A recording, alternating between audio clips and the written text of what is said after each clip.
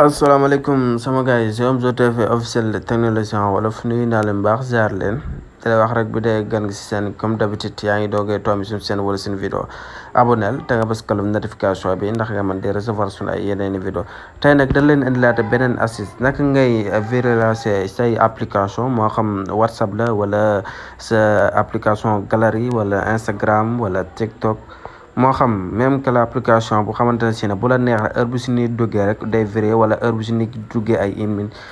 bu njëkk am na foo koy jaaree nii pour app pour téléphone bi yëpp la mais lii da ngay xool ay quelques applications yi xamante ne si ne neex na la si téléphone bi nga def ko nga jàppal ko par moniteur bu xamante ne heure boobu jotee rek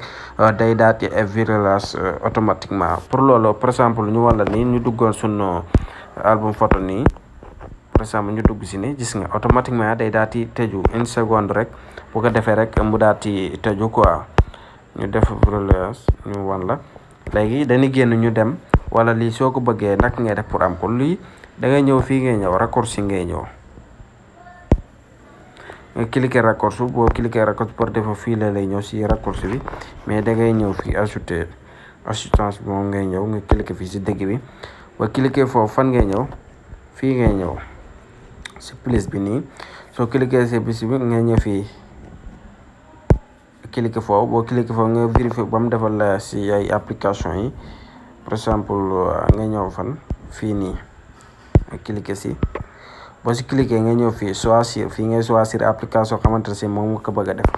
par exemple application yi moo nekk nii vérifier yaa xool ban application nga ko bëgg a def moo xam sa web sa même que la application bu la neex rek nga def ko si léegi ñu par exemple ñu jël bi ñu def ok defee ok naka la ñuy def ni ñëw si kaw choisir na suñ application pare ñu def suivant léegi suñ defee suivant fan ngay ñëw ajouter fii une action nga cliquer foofu nga ñëw fii si barre de recherche bi recherche fan ngay def da ngay recherche minuteur ngay recherche boo classé écrit rek automatiquement moo ndil la ko par exemple moo nekk ñu lancé la moniteur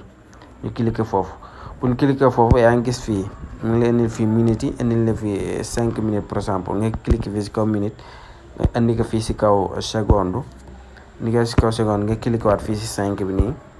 par exemple nga def 1 seconde nga def suivant boo defee suivant da ngay ñëw fii nii si kaw fii nii mu demande enfant la exécuté maanaam lii daf lay wax ne maanaam da nga koy désactiver pour maanaam nga koy mu lay bañ a laaj benn demande exécuté nga koy activer ba pare mu lay doog a laaj virage par exemple ñu désactiver ko nii n'est pas demande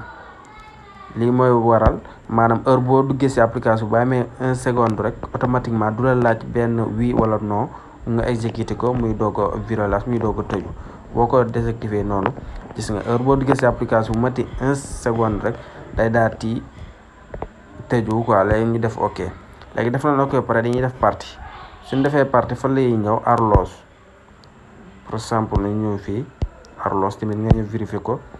ñu vérifier arloge par défaut fii la lay indil mais da ngay ñëw fii si koñ bi nii suuf moniteur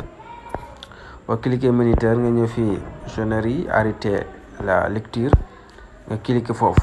boo cliquer arrêter la lecture par défaut daf la koy indil fii si kaw mais da ngay avancer ni waat descendre fii suuf nga xool ba mu indil la ko fii nii nga cliquer si arrêter la lecture après nga def choisir après vérifier fii bu gis nga boo xoolee 1 seconde léegi au parti dañuy génn ñu dem sunu galerie ñu walla léegi ñu dugg suñu galerie nii xool 1 seconde gis nga automatiquement day daal di virage day daal di tëju quoi bu doon ay 5 secondes wala 5 minutes moo xam leen minute nga si def si moniteur bi rek heure boobu jotee day daal di tëju mais application bu la neex mën nga ko bañ a def téléphone bi yëpp nga def ko ay quelques applications yoo xamante ne si ne yu la amal njariñ bëggoon nit ñi dafa ñëw di vivre lu bëree bëri voilà j'espère que ne gars yi astuce bi leer na tamit di leen wax ay plus ay astuce mi ngi fi du jeex lu xaaj di leen wax rek ngeen wéy di abonné bu baax di aimer vidéo yi di like ndax moo ni gën a may doole suñ seen YouTube bi mën a jëm sa kanam